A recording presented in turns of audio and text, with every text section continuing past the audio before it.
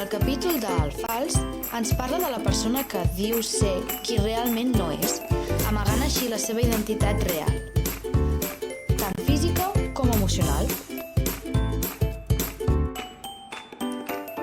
També ens ensenya a cancel·lar el passat, aprendre d'aquest dolor i treure-li el millor profit possible, ja que si ens quedem estancats no podrem superar-nos en un futur i així ens convertirem en una persona falsa.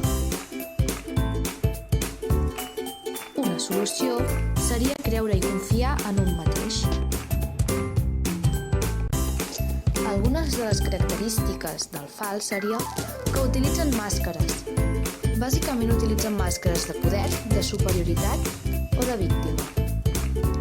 També es fa l'amic íntim en un obrir i tancar d'ulls. Apareixen en els moments bons. Com els pots detectar? Sempre volen donar una bona impressió. No suporten que siguis millor que ells en alguns aspectes. Es fan molt simpàtics per aconseguir que et caiguin bé.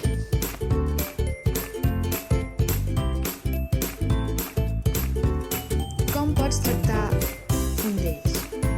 Evita ser desagradable i demostrar-li que estàs més interessats en entendre'ls que no en atacar-los. No intentis deixar-los en evidència. Si et sembla malament alguna cosa que ha fet, intenta explicar-li en privat. No et creguis el que et digui. Quins motius té la gent falsa per ser? Existeixen diversos motius perquè una persona ho pugui ser. La més comuna d'entre elles seria la falta d'autoestima. Un dels motius de la falta d'autoestima seria la bellesa. Moltes persones es pensen que perquè una altra sigui guapa ha de tenir una autoestima alta. Els problemes venen d'aquí, ja que moltes persones que ho són es pensen que si la coneixessin. També estan en els èxits professionals. Es pensen que sense la seguretat de tenir una feina reconeguda no són res. Això també crea una baixa autoestima i, per tant, es converteixen en una persona falsa. L'economia i les possessions. Aquest tema també va molt lligat a l'anterior, ja que sovint pensem que si no tenim riqueses no podem aspirar a ser millors. Així que una vegada més fingim. El narcisisme també és un tema en el que la gent amb baixa autoestima s'hi refugia i el tenir l'ego alt farà que la seva seguretat es reforci.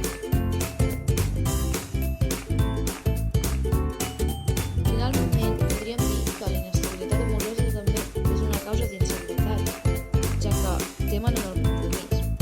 Però hi ha dos exemples. Les persones que van amb aquelles que els dominin i els portin on vulguin, i les altres.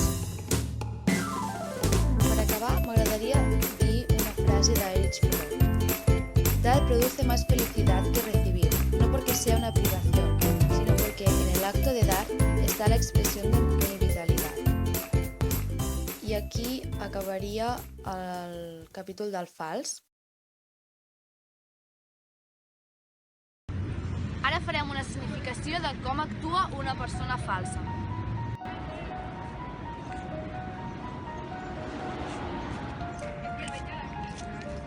Hola, Cristina, què tal? Hola.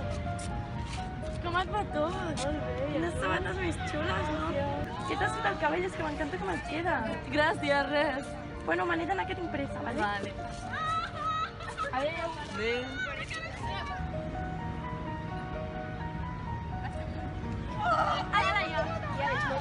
És que m'he trobat a la Cristina, tenia uns cabells horrorosos i les sabates horribles. Ah, doncs em pensava que ja ve. Que va ser una falsa, em cau fatal. Bueno, va, marxem.